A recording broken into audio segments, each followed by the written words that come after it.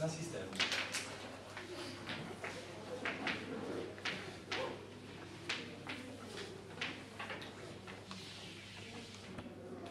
On va considérer ce qui suit un signal x de t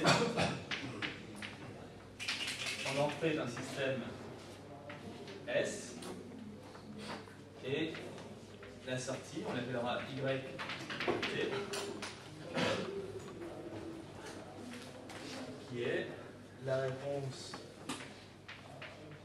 du système à x de t. La sortie d'un système s'appelle aussi la réponse du système à une certaine entrée. Réponse de S au signal x de t.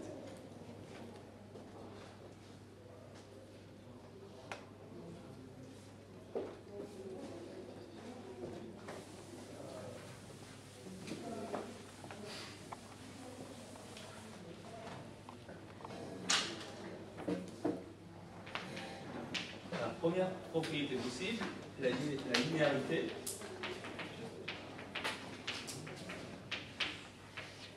Donc un système est linéaire si la réponse du système a une somme d'entrée, c'est la somme de réponse. C'est-à-dire, le système S est linéaire si la réponse du système a une entrée lambda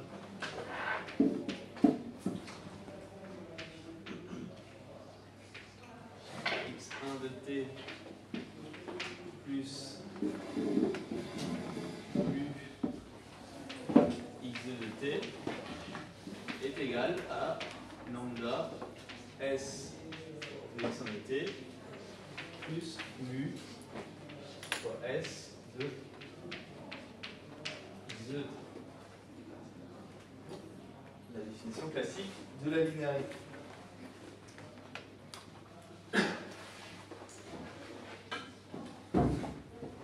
Alors, un contre-exemple de système, un exemple de système non linéaire, c'est par exemple un système ampli plus haut-parleur. Quand vous augmentez le volume du son à l'entrée d'un ampli plus haut-parleur, eh bien, au bout d'un moment, la sortie n'augmente pas autant que vous avez augmenté l'entrée. C'est-à-dire, contre-exemple, vous avez un signal x de t à l'entrée d'un ampli plus une enceinte.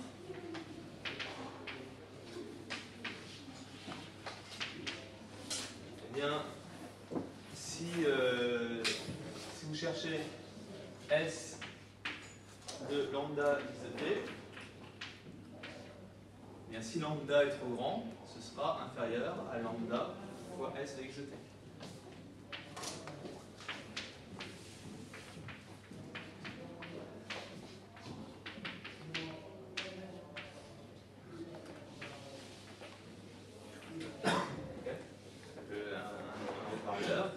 Il a une plage de fonctionnement linéaire dans laquelle, si vous augmentez d'un facteur lambda votre signal, et bien la sortie, en entrée, la sortie augmente du même facteur lambda.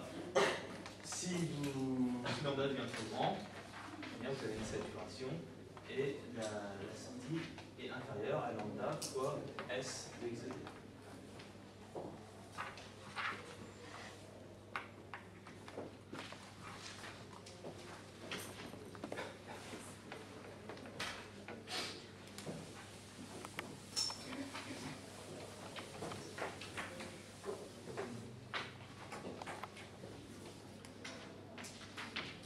Deuxième propriété possible, la stationnarité.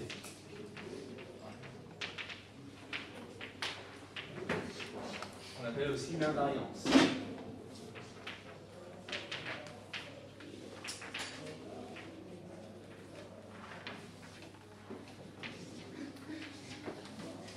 avez vu pour les signaux que la stationnarité, c'est le fait que les propriétés statistiques d'un signal ne changent pas au cours du temps. Et bien là, un système stationnaire, c'est un système dont le comportement reste constant dans le temps. S est stationnaire.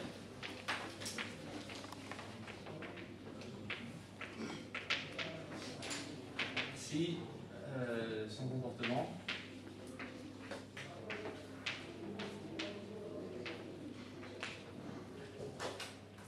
ne change pas au cours du temps.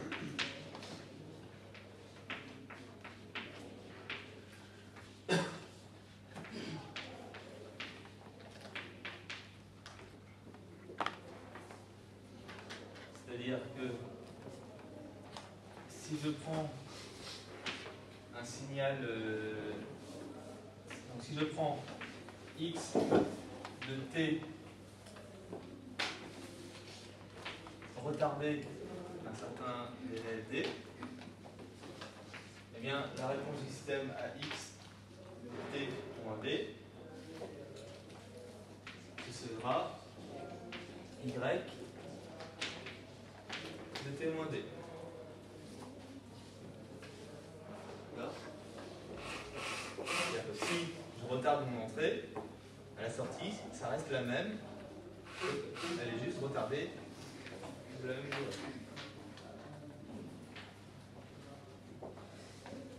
Alors, on va prendre un exemple.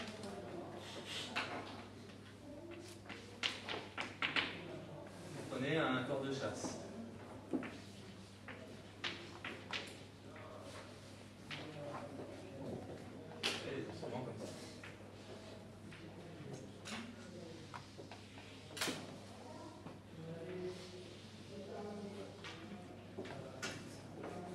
Dedans, le système ne change pas au cours du temps.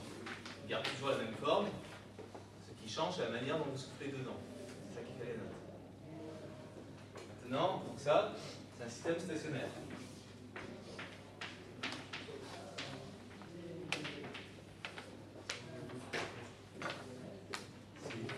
Si vous soufflez dedans à un certain moment, il produira un certain son. Si vous soufflez de la même manière quelques secondes plus tard, ça produira toujours le même son. Sauf que ce sera retardé, forcément. Un contre-exemple, c'est le conduit vocal.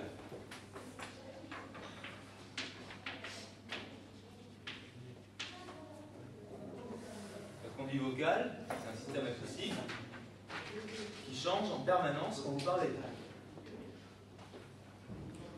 La forme du conduit vocal, parce que la bouche, les lèvres, change en permanence. Donc, si vous avez une certaine, quand je dis AI, l'onde glottique à l'entrée de mon système, c'est la même, sauf qu'entre A et I, mon système phonatoire, mon conduit vocal a changé, donc ça ne produit pas la même sortie.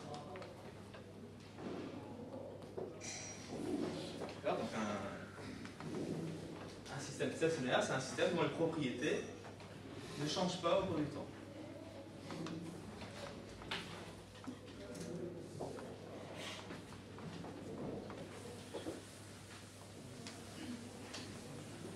Troisième notion, la continuité.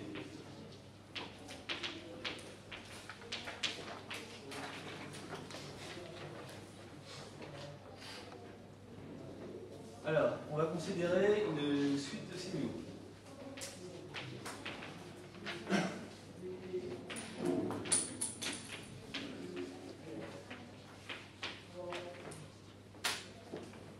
Une suite de signaux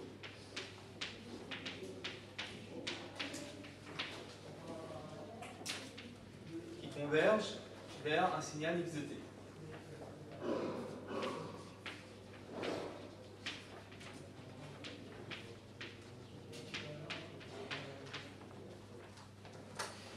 Eh bien, la réponse du système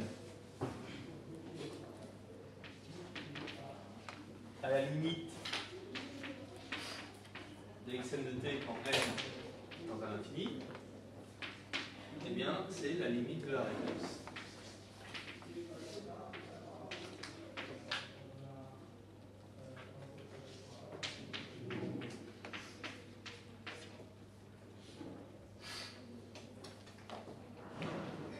La réponse du système à la limite d'une famille d'entrée, eh bien, c'est la limite de la famille des réponses. Alors, c'est une notion un peu abstraite, difficile à cerner intuitivement, mais on verra dans la suite du chapitre l'importance que ça a.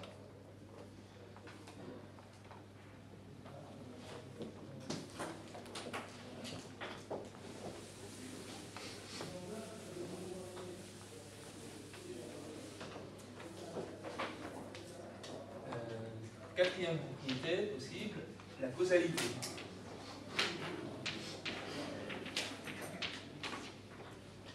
On va dire qu'un système est causal si son comportement, si sa sortie à un instant donné ne dépend que des entrées précédant cet instant, et pas des entrées futures. Intuitivement là-dessus. Un système est causal si sa sortie à l'instant t0 ne dépend que des entrées x de t pour t inférieur à t0.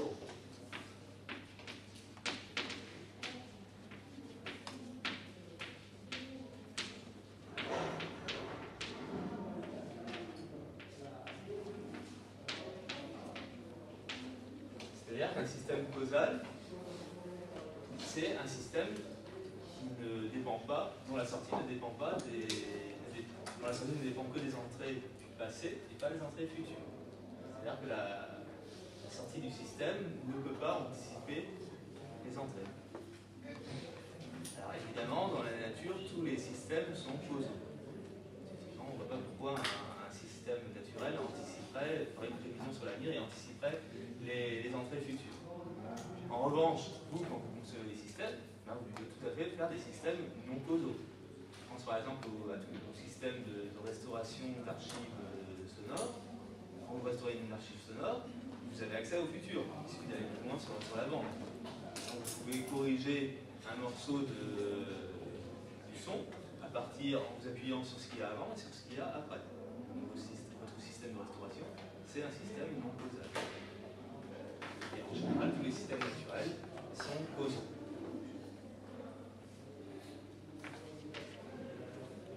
Cinquième propriété, la stabilité.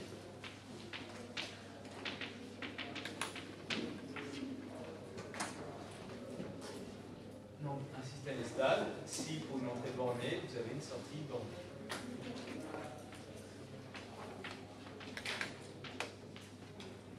Si pour une entrée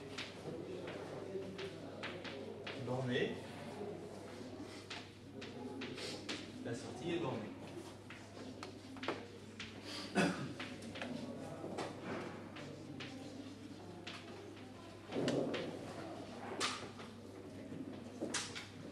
Alors, en général, les systèmes naturels sont stables, parce que s'ils n'étaient pas stables, ils s'auto-détruiraient. Un système non stable, c'est un système qui n'est absolument pas viable. Généralement, ces choses se détruisent. Alors, vous pouvez tout à fait concevoir un système non stable, en acoustique par exemple. Vous prenez un haut-parleur alimenté par un ampli, alimenté lui-même par un micro, et si vous mettez votre micro devant le haut-parleur, le micro amplifie ce que lui envoie le haut-parleur, le haut-parleur renvoie ce son amplifié, qui est réamplifié, et ainsi de suite, et ça fait un effet Larsen. D'accord ? Ça, c'est un système non stable, puisqu'au bout d'un moment, on va dépasser les capacités de l'ampli et du haut-parleur, et ça va saturer, et vous bousiller votre haut-parleur. C'est un contre-exemple du... Donc ça, c'est non stable.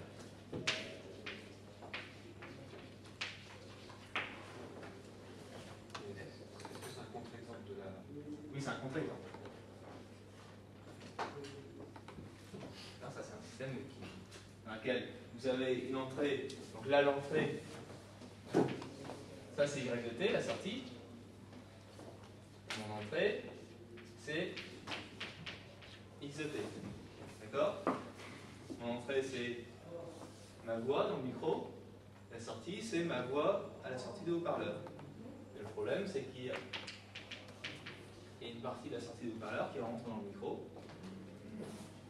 Et donc, ça s'amplifie indéfiniment. Un exemple de système acoustique stable, c'est évidemment votre conduit vocal. Sinon, vous auriez de sérieux problèmes si vous aviez un son de puissance infinie à la sortie de votre bouche. Vous avez un souffle d'air.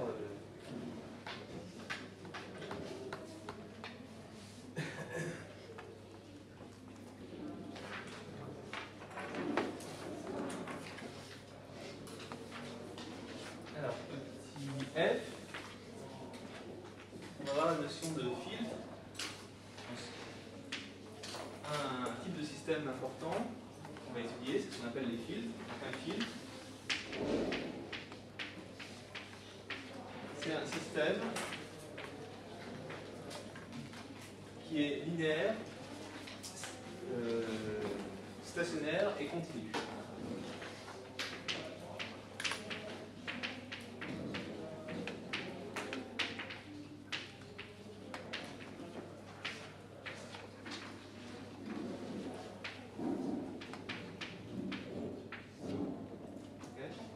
Ces trois propriétés, linéaire, stationnaire et continu, eh bien, on peut dire que c'est un filtre. Alors, un filtre peut tout à fait être causal et instable. Les filtres qu'on trouvera, et donc les filtres analogiques qu'on trouvera dans la nature seront nécessairement stables et causaux. En revanche, vous pourrez tout à fait construire des filtres instables et non causaux. Oui. Linéaire, je l'ai dit au début, c'est que la réponse du système à la somme de deux entrées, c'est la somme des réponses à ces deux entrées séparées. Alors, de manière rigoureuse, aucun système n'est parfaitement un filtre. Aucun des systèmes n'est parfaitement linéaire, stationnaire et continu. Mais si on se place dans une certaine plage d'amplitude du signal d'entrée, dans une certaine plage de fréquence du signal d'entrée, on peut considérer que le système est linéaire.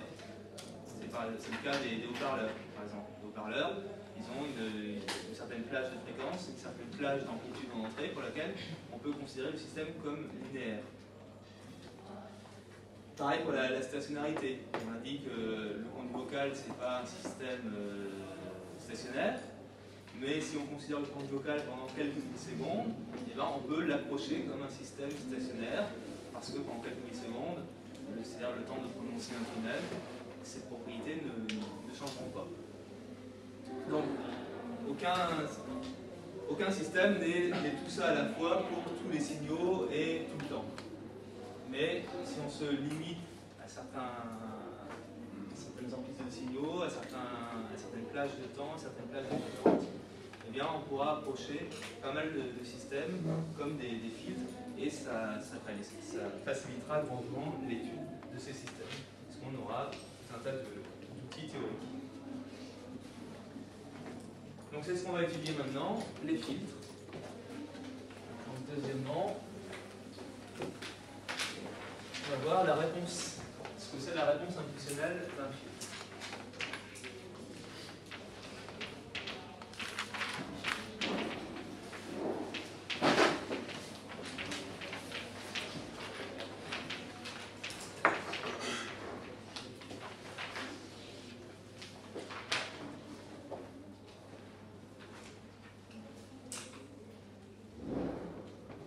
On va s'intéresser à ce qu'on appelle la réponse inductionnelle, on verra que c'est ce qui permet de caractériser de manière unique un fil. Alors pour cela, on va avoir besoin d'un objet mathématique qui s'appelle l'impulsion de Dirac. Impulsion de Dirac. On va noter delta de t. Et delta de t. L'impulsion de Dirac, c'est un signal infiniment bref et infiniment puissant.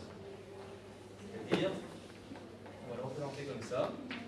Vous avez le temps. Et une impulsion de Dirac, on le représente par une flèche comme ça, localisée en t égale 0. Voilà l'impulsion de Dirac. Okay. Caractérisée par deux choses. Donc delta de t est égal à 0 pour tout t différent de 0.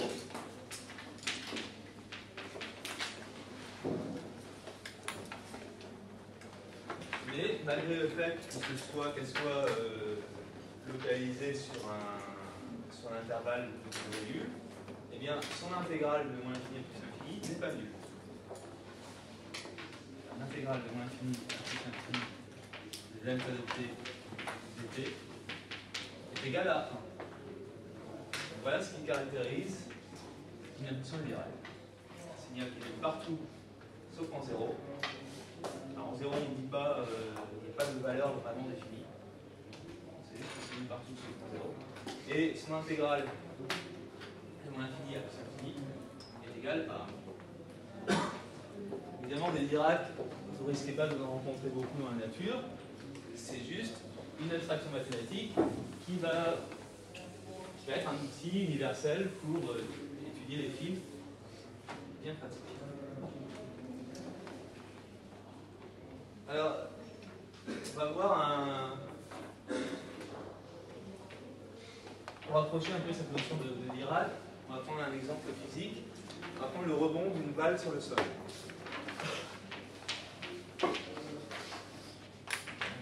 Une balle sur le sol à t égale 0. Et on va s'intéresser à la force de réaction du sol.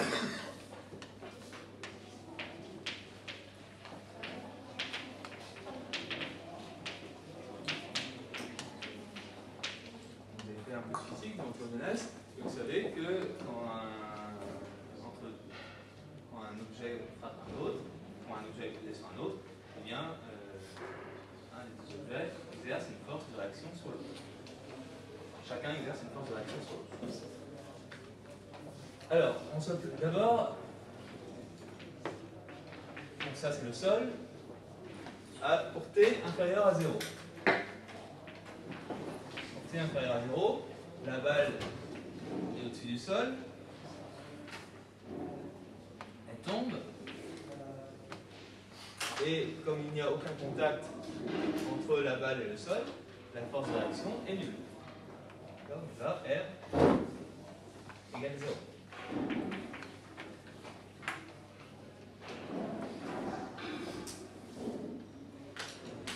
Et à t supérieur à 0,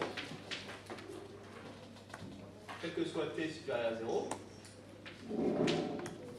strictement supérieur à 0, la balle a déjà touché le sol, elle n'est plus en contact avec le sol, elle remonte, et il n'y a toujours pas de réaction, R égale 0. Pourtant, à un moment donné, il y a eu une réaction. R est non nul pour quelle valeur de t pour t égale 0.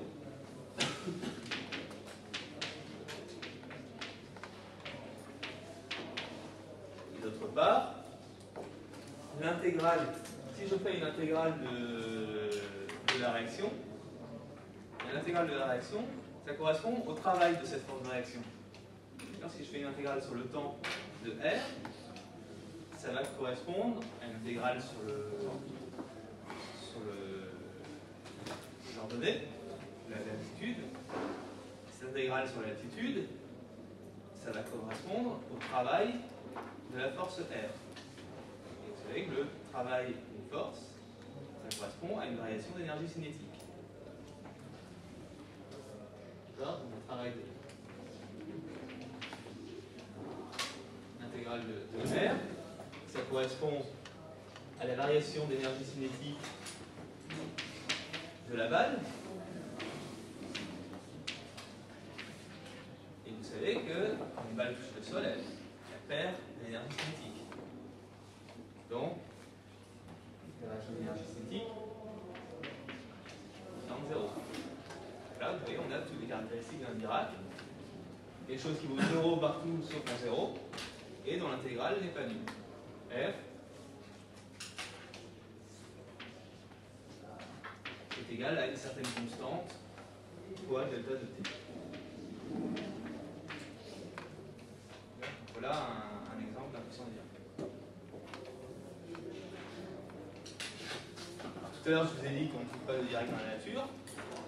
Effectivement, ça, c'est juste une modélisation très simplifiée du rebond d'une balle. Dans la réalité, qu'est-ce qui se passe? Le sol il est un petit peu élastique, il est un petit peu visqueux, il a des petits frottements. Donc la balle, elle ne reste pas un temps infiniment petit. Elle reste un certain temps mesurable. Donc on n'a pas vraiment un Dirac. C'est juste pour vous donner, pour vous faire sentir ce que c'est un Dirac.